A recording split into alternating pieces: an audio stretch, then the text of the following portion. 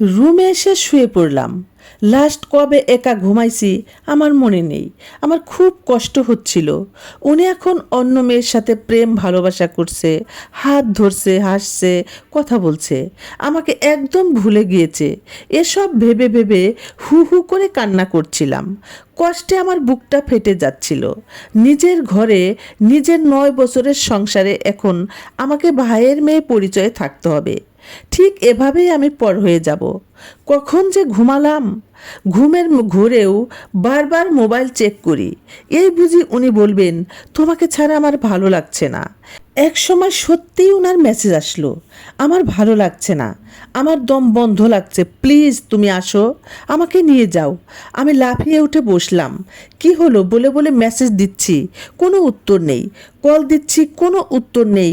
আমার হার্টবিট এত ফাস্ট হচ্ছিল যে মনে হচ্ছিল আমি এখনই জ্ঞান হারাবো। একবার ভাবি মাকে জানাই, আবার ভাবি অ্যাড্রেস নিয়ে এক্ষুনি ওদের বাসায় চলে যাই। এসব ভাবতে ভাবতে ঘন্টাখানেক চলে গেল। ওনার মেসেজ আসলো আবার, দরজা খুলো, কাউকে জাগাইও না। আমি দরজা খুলে দেখি উনি দাঁড়িয়ে আছে। আশেপাশে খুঁজে দেখি আর কেউ আছে কি না।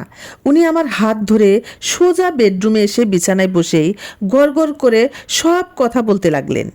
আমি বাসর ঘরে মেয়েকে তোমার কথা বলেছিলাম, যেন তোমাকে রেসপেক্ট করে, বড় বোনের মতো ভাবে। এই কথা শুনেই মেয়ে রেগে গেল, বলে মানে কি? আমি তো জানি আপনি ওনাকে ছেড়ে দিবেন, আপনাদের সম্পর্ক ভালো না। আমি তো এই কথা শুনে আকাশ থেকে পড়লাম। আমি বললাম এমন তো কোনো কথা ছিল না, কথা ছিল আমি 2 বউ নিয়েই থাকবো। পরে মেয়ে উঠে মেয়ের বাবাকে ডেকে আনে, বলে তার বাবা নাকি তাকে এই কথা বলেছে।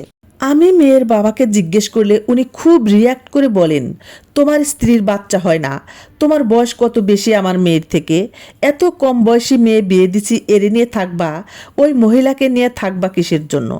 আজকাল কেউ এমন বিয়ে দেয়? ওই বউরে ছেড়ে দিবা, না হয় আমার মেয়েকে দিব না। সে কথা বলা মাত্র আমি বললাম, দেন না আপনার মেয়েকে, তাও আমি আমার স্ত্রীকে ছাড়বো না, সে যেভাবে আছে সেভাবেই থাকবে। তারপর এসব নিয়ে কথা কাটাকাটি হয়। এরপর আমি চলে আসছি।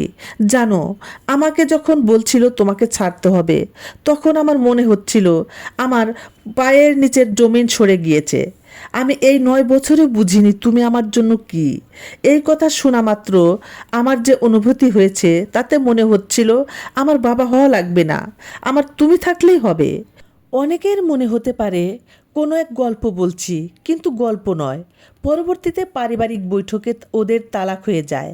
মেয়ের বাবা শর্ত দেয়, আমাকে ছেড়ে দিলে উনি মেয়ে দিবে। আমার জামাই ওনার মেয়েকেই ছেড়ে দেয়।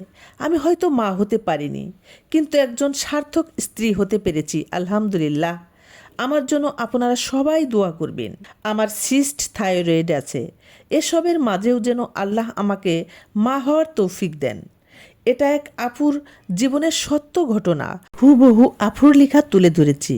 আমরা সবাই দোয়া করব আল্লাহ তাআলা যেন তাদের শূন্য ঘরটা ভরে দেয়। কে জানে কার দোয়া আল্লাহ তাআলা কবুল করে নেন। ইনবক্স থেকে নেওয়া এক আপু পাঠিয়েছেন আর বলেছেন আমরা যেন সবাই আপুর জন্য দোয়া করি।